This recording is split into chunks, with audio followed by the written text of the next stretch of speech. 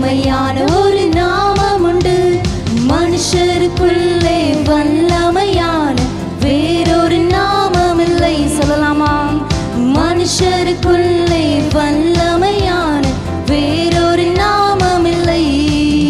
அவர் நாமம் இயேசு கிறிஸ்து. அவர் நாமம் இயேசு கிறிஸ்து. அவர் நாமம் இயேசு கிறிஸ்து. அவர் நாமம் இயேசு கிறிஸ்து.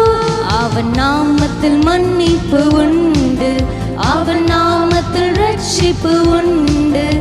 அவர் நாமத்தில் ஆமென். அவர் நாமத்தில் ரட்சிப்பு உண்டு.